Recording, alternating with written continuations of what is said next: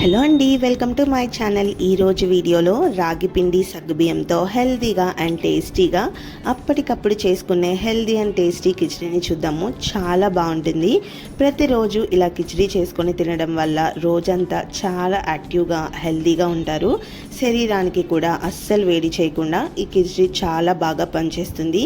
ఈ సమ్మర్లో మీరు పిల్లలకి కానీ మీరు కానీ ఇలా కిచడీ చేసుకొని చాలా హెల్తీగా యాక్టివ్గా బాడీ అంతా కూల్గా చేసుకోవచ్చు. ఇంకెందుకు ఆలస్యం, ఈ కిచడీని ఎలా ప్రిపేర్ చేసుకోవాలో చూసేద్దాం వచ్చేయండి. ఫస్ట్ కుక్కర్ తీసుకొని కుక్కర్లో 1/2 కప్ పెసరపప్పు వేసుకుంటున్నాను నేను. వేసుకొని కొంచెం వాటర్ పోసుకొని పెసరపప్పుని బాగా 2 to 3 times వాష్ చేసుకోవాలి.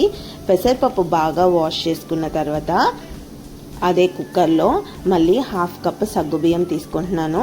ఆ సగ్గుబియ్యం కూడా 1/2 కప్ వేసేసుకొని వాటర్ పోసేసుకోవాలి.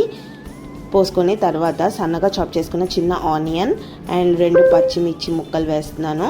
అండ్ ఒక క్యారెట్ అండ్ చిన్న టొమాటో వేసుకుంటున్నాను. సన్నగా తురిమిన అల్లం చిన్న ముక్క అండ్ 4 మిరియాలు వేసుకుంటున్నాను. ఇంకా మీకు కావాలంటే ఏ వెజిటేబుల్స్ అయినా వేసుకోవచ్చు. వేసుకొని మంచిగా వాటర్ తగినంత పోసుకొని కుక్కర్ విజిల్ పెట్టేసుకోవాలి. విజిల్ వచ్చేసి 3 to 4 విజిల్స్ వచ్చే వరకు కుక్ చేసుకోండి. జస్ట్ 2 విజిల్స్ వచ్చినా సరిపోతుంది. చక్కగా దాన్ని స్మాష్ చేసుకోవాలి. మీకు ఎంతగా వీలైతే అంతగా స్మాష్ చేసుకోండి. మనకు బాగా ఉడికిపోయింది కాబట్టి జస్ట్ స్పూన్తో అంటున్నాను నేను.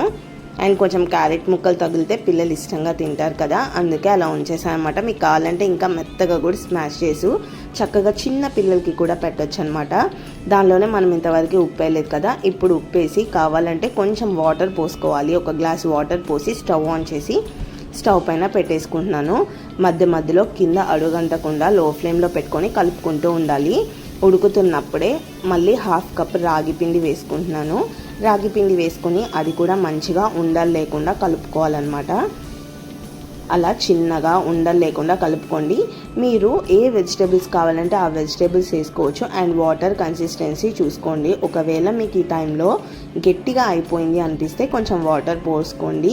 మన కిచడీ ఏ కన్సిస్టెన్సీ మీకు గట్టిగా కావాలంటే గట్టిగా చేసుకోవచ్చు. కానీ కిచడీ అనేది కొంచెం పల్చగా ఉంటే బాగుంటుంది కదా. నాకైతే ఈ కన్సిస్టెన్సీలో ఉడికిందనమాట.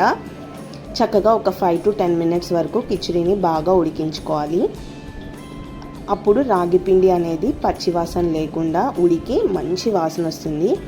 అండ్ రాగి పిండి పెసరపప్పు ఇలా బియ్యం వాడకుండా ఇలా చేయడం వల్ల అన్నీ చలవ కాబట్టి బాడీకి కూడా చాలా చల్లగా బాడీ అంతా కూల్గా ఉంటుంది. ఈ వేసవిలో ఖచ్చితంగా ఇలా ట్రై చేయండి. బాగా కలుపుకుంటూ ఉండాలి.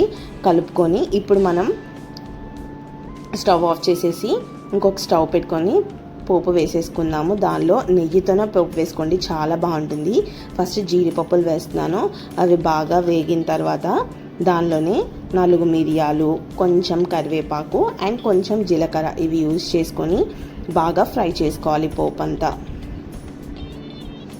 మిరియాలు ఆల్రెడీ మనం యూజ్ చేసాం, మీకు నచ్చితే వేసుకోండి. అల్లం కూడా ఇంతకుముందు వేసేసాం కాబట్టి ఇప్పుడు వేయనవసరం లేదు. ఇలా పోపు బాగా వేగిన తర్వాత మనం దించేసాం కదా, దానిలోనే వేసేసుకోవాలి.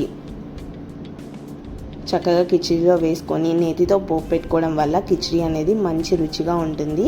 తర్వాత కొత్తిమీర సన్నగా చాప్ చేసుకొని ఆ కొత్తిమీర కూడా వేసేసుకొని బాగా కలుపుకోవాలి.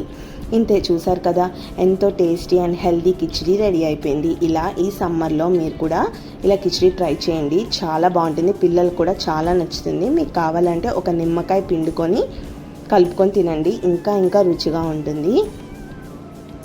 చూసారు కదా, మీకు కూడా ఈ వీడియో నచ్చినట్లయితే లైక్ చేసి షేర్ చేయండి. మరిన్ని వీడియోస్ కోసం మన ఛానల్ని సబ్స్క్రైబ్ చేసుకొని పక్కనే ఉన్న బెల్ ఐకాన్ని కూడా క్లిక్ చేయండి. థ్యాంక్ యూ అండి. Thank you so much for watching this video.